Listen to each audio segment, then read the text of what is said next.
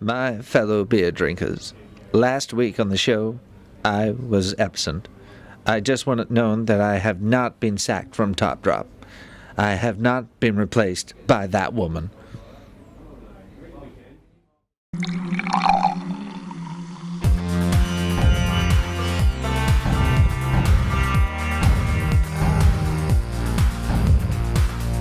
I'll just zoom into that. Okay, yep. Please hold.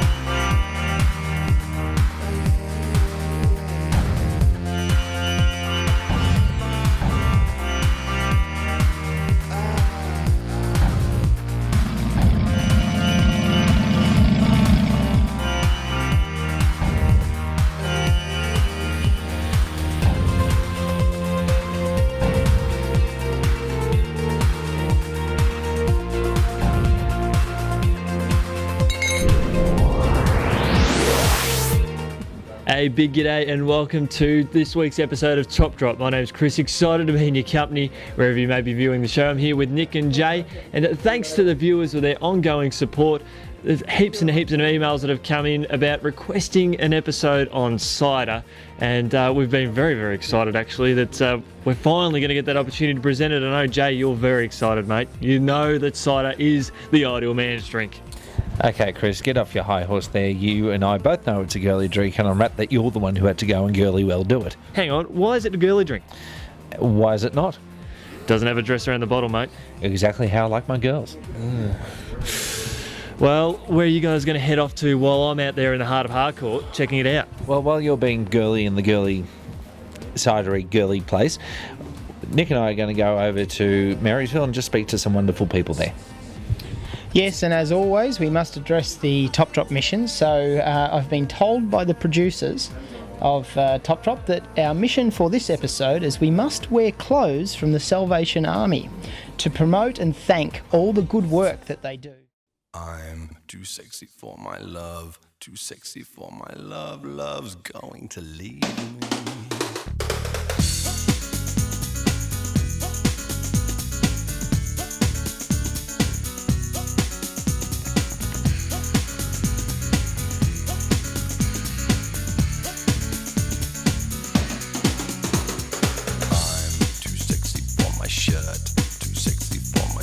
So sexy it hurts, and I'm too sexy for Milan, too sexy for Milan, New York and Japan.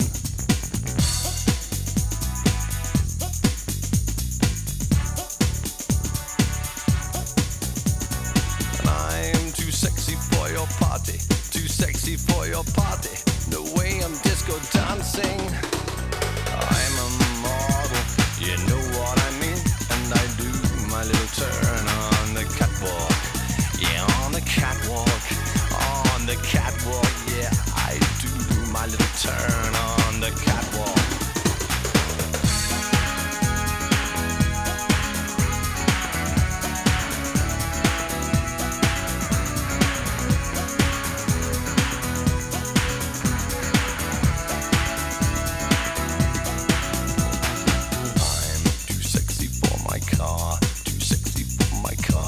Sexy by far, and I'm too sexy for my hat, too sexy for my hat, what do you think about that? I'm a model, you know what I mean, and I do my little turn on the catwalk, yeah, on the catwalk, on the catwalk, yeah, I shake my little tush on the catwalk.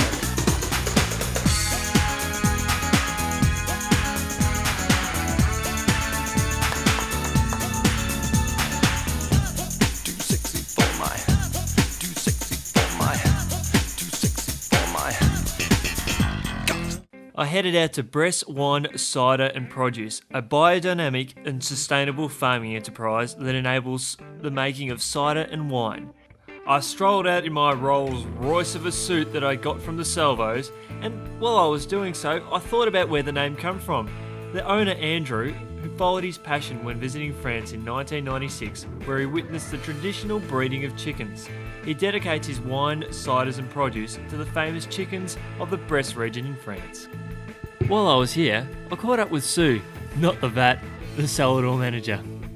The ciders you guys make here are a little bit different to what we see on the mainstream market in terms of the fruit.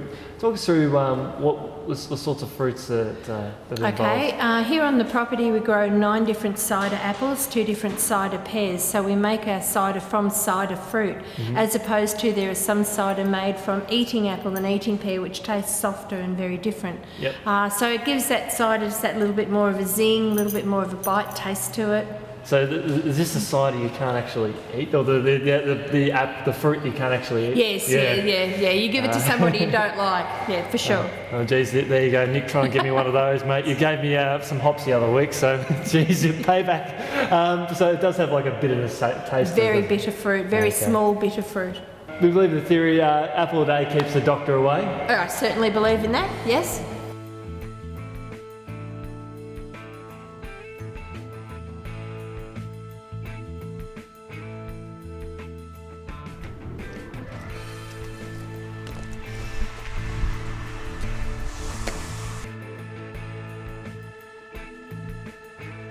And what sort of stimulated the idea of, obviously, Adam, who's overseas at this point in time, he's the head honcho in that department, Yes. but then again, he does call you the guru, doesn't he? He does, unfortunately. Adam Marks is really focused, very passionate about what he does, and he has beliefs that he runs the property in, and he makes his wines and ciders under those beliefs. He's a very accomplished winemaker, and it's a joy to work here, really. We're very lucky. Oh, terrific. Well, you're here a few days a week, but I'd bet you could be here a few more if you wanted to. I'd turn up anyway. Meanwhile, while Chris was drinking ciders, Jay and I were in the beautiful town of Marysville.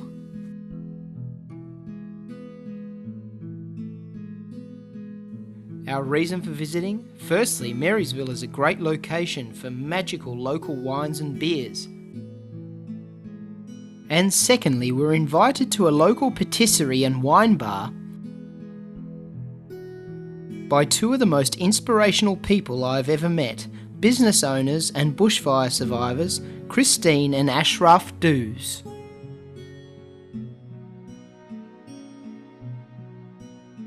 I do like your suit, guys. Yeah. Thanks, mate. Yeah. Yeah, well, we're trying to support the Salvos by wearing some Salvation Army clothes. Oh, lucky you got a good clothes, and I wasn't available in my. I lived in about 4 weeks. I didn't have the money to. I have the money in the bank and can't get it out, unfortunately. But for 4 weeks, I wear the salvo, and the good thing is just go hand it back and get a new one. Go hand it back, a new one, and he's so happy, like to do it with a smile. If you do this in the shop in Melbourne, you wouldn't be welcome in the shop anymore. You go to Salvo, you feel like, they're welcoming you. Take. And some of them is beautiful, and I wear it, and I went out with him, and after the fire, a week after the fire, we had the Valentine Day. I went to have a nice shirt from the Salvo, and I took my wife out for dinner, which is free dinner from the Lion Club. So yeah, it's fantastic people. Yeah, and never forget this. So how long have you been open now with the new patisserie? September 14th of September we opened 2011. So about 9 months now. And are you back to the same sort of numbers you were? No way. Patisserie used to be full for lunch every day, 5 days a week, and we used to do wholesale cake as well. We supply cakes to all the business around, but the business no longer here. All the resorts around in Marysville, we have the 3 5-star resort in Marysville, Maryland, Cumberland, and Maryland. They used to buy cakes from us. They're not building yet, so it will come. I'm not panicking. I'm not worried. I build it. I want to enjoy it, and the business slowly will come. So you heard of people, if you're twiddling your thumbs and you got nothing and you're wanting somewhere to come, Marysville's your destination. We're ready for you guys. We're ready for you. Ready now. Yeah. Ready now. We are ready. Yeah. You'll enjoy it. Yeah. And the local always look after the tourists because that's what they rely on. Yeah. Exactly.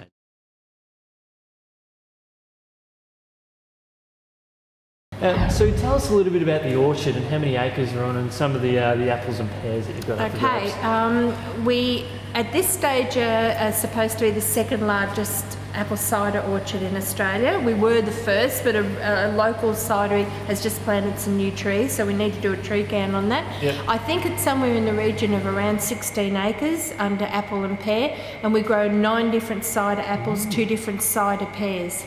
And they have a particular sugar in them that's very good for fermentation. And they're only small size as well, aren't they? Very small, probably the size of a tomato.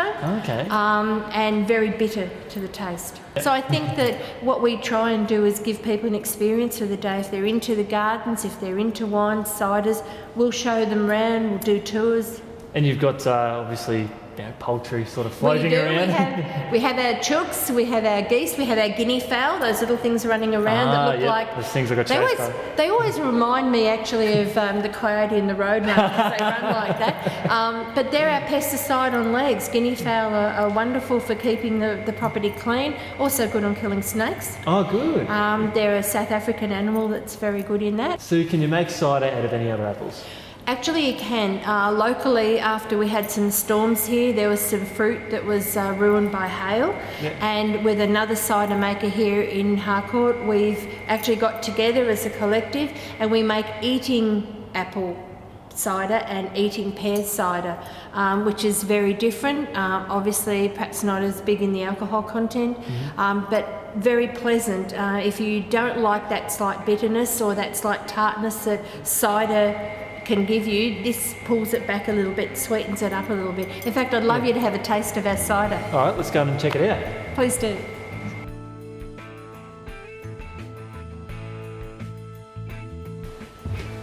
Oh, so beautiful looking bar here. Tell us a little bit about it. Adam's father-in-law made the bar from staves. Yeah. So he's taken a couple of old barrels, he's pulled them apart, he's surfaced them and put them back together as our bar.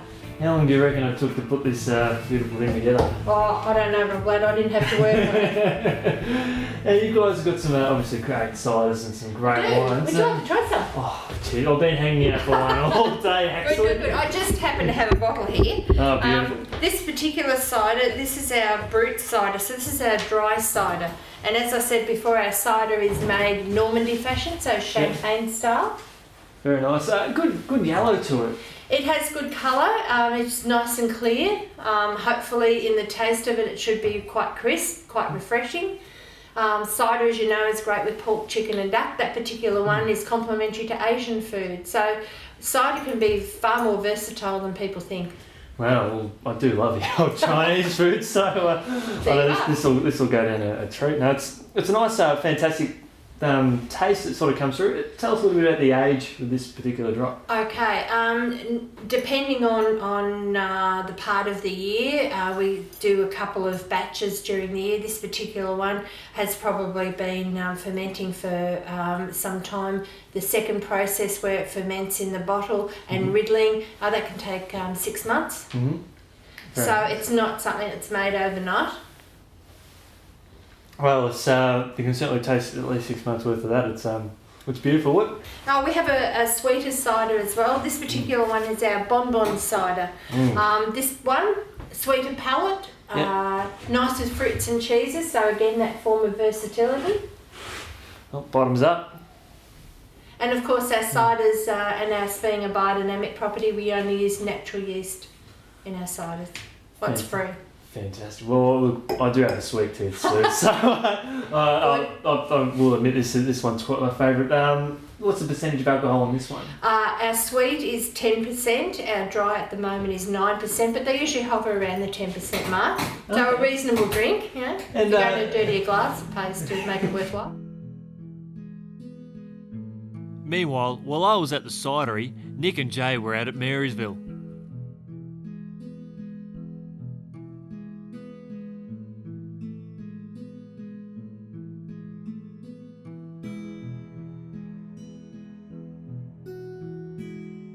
Opening a wine bar in Marysville just makes sense.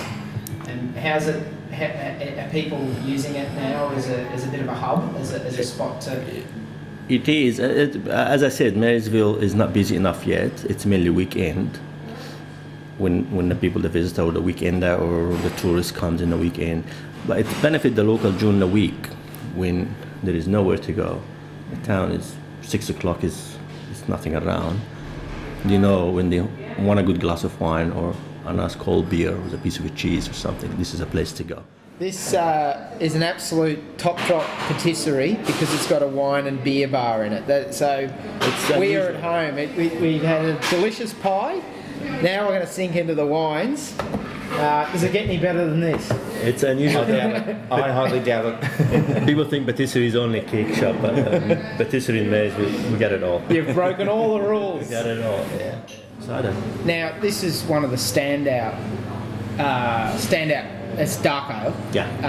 Healesville, local Healesville beer. If you're in Marysville or in the area, You will have a love- White Rabbit. Yeah. This is an absolute clanger of a beer. I just love the label as well. Yeah. Thanks. I just love the label. You will never, yeah. Yeah, the White Rabbit. Yeah, and if you go visit the actually brewery, you can see he's got old glass. You can see the brewery making the beer and go to the Kimberville and all bottle it and the whole thing. So what we've got here for you is a selection of local wines and beers, starting from White Rabbit and Punt Robe to Pipsqueak cider, which I've never seen before, which Ashraf pointed out, and we'll probably give it a go. It's a local fruit, yeah. Local, yep.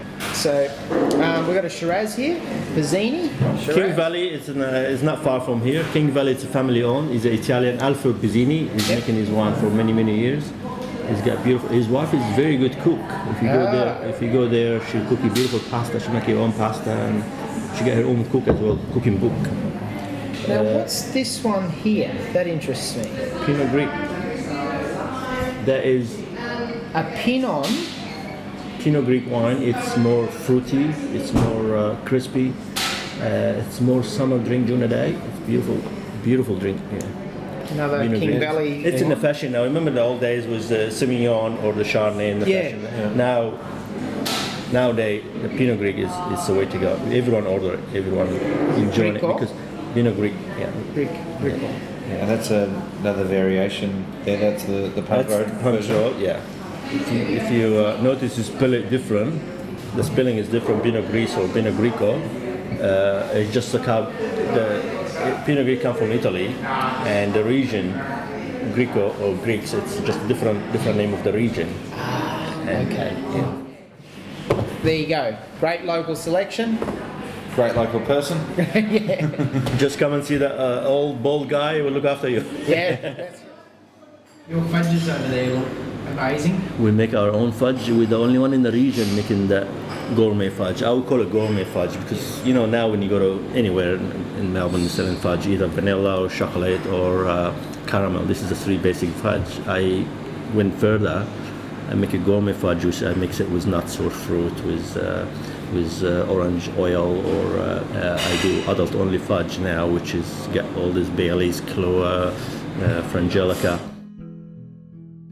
After the break, Ashraf shares with us how him and his family recovered after that tragic day back in 2009.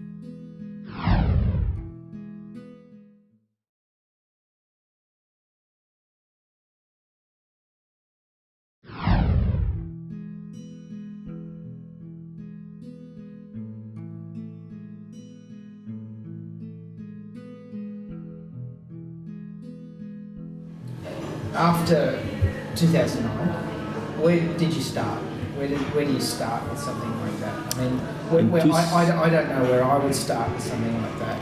Well, it's not easy when you like walk out with 2 kids and wife and myself and a car. Everything is behind it, and I had a good life. My wife had a beautiful Saab, and I had a beautiful brand new boat. We used to go to Eldon. Yeah. Left all this behind, and we're the last one to leave the town. Yeah. So we didn't know where to start. We didn't know what we're doing. For the first months, there is no sleep. There is no thinking. I can't think. You just live by hour. Every hour we make different decision. We change it. Every hour we make different decision. And without the support we get from the Salvo and the Lion Club and the Rotary Club, I don't know what would be tougher than we had. After a month, I couldn't stand anymore. I want to get up in the morning, do what I like to do. Go to the kitchen, cooking, meet people, and I can't do it because the town is closed. The town is all black. It's all ash everywhere. Nothing survived, like a dead town.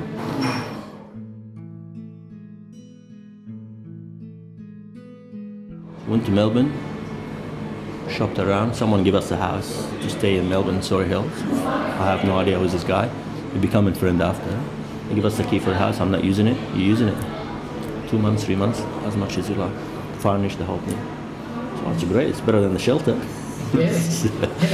So we went to that house and we stayed in Surrey Hill for a few months and we shopped around for a business. We used to shop in Glenfair Road. Furnish it all, get the license, liquor license, establish a kitchen. We know what we're doing, we've done it before. Open the door and becoming very successful business, busy all the time. Again, the lifestyle is not what we wanted. We had a lifestyle already, so this is not what we're looking for. So in Melbourne we win and we lost. We win the income and the normal life. I feel normal. I'm not a victim. I hate to be a victim. Yeah. And when we lived in Alexander, in the shelter and that, everyone looked at us as a victim, and I don't like this feeling. I want to be a normal.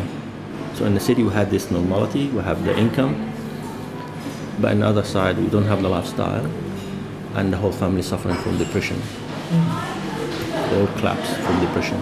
My youngest son, he was the worst one of us. He lost 3 friends in the fire. We grew up together, so it's like a brothers. Used to see these kids more than us. Every morning, go together, camping, golfing, everything together. So one day, bang, 3 kids is gone. His room is gone, his bike is gone, everything. He's 12 years old. So we try to help him, we can't, because we're not qualified to help this person. Severe depression, so we rely on other people. So as well as running the business, busy business in Melbourne, we have to struggle to look after the kids. And it's the worst thing, you have unwell kids or depressed kids, you can't help them. We're not qualified. So we've been through, really, it's a long journey. It was a hill road. You're only doing it survivor. You just try to survive every day by day. Then we decide one day, I said, I'm not going to keep up with this. I know my place. My place is in Marysville. And we made the decision to come and try to get the permit and build again. And I get so much respect from the community the day I made the decision that we're coming back. You made a very good point off air when you were talking about when the town was devastated. There was a lot of people here, and we need them now. And you get these bus tours with people coming to look at the disaster in Marysville, and you all get cameras and taking photos of ugly building, just a pile of dirt, taking photo of it, and so many people.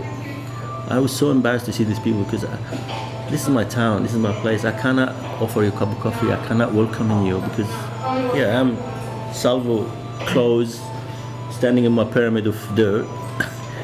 It's just, and these people around me, it's what are you doing in here? And then later when we opened the business and, been operating for a few months now, I said, where are these people? I'd like to invite him back. I'd like to make him a cup of coffee or lunch, or hey, we're here, come and take a photo of me now because I got the garden green again, I got the trees growing, that's, come in. Now's the time to be here. Come to Marysville, have a look now. The place is absolutely beautiful. Yeah, come and have a look now. Forget about that, what happened, the disaster, just enjoy it now. You have a much better day than the day you came was a disaster. If you were here 3 years ago, you will find even my mood will be different, my attitude will be different, because we're traumatized. Now we moved on. We're still lucky that we'll be here. Like every morning, I get up. Thank God I'm still here, and my kids and my wife healthy, not touched. Well, thank you very much for being a part of Top Drop. It's a truly inspiration. You're a true inspiration. Thank you. I think the message that people bounce back. Yeah, always. And they bounce back harder and better than ever before. And I think Marysville is a true testament to that. So Ashraf Duz, thank you. I really appreciate you sharing your story with Top Drop, and So, Well, you go. guys, come up here. He's ready for business. Well, you tried our food. You tried our food. And, Your food was wonderful. yeah, the whole package. It's a whole package. The food, the hospitality, It's all there. one package.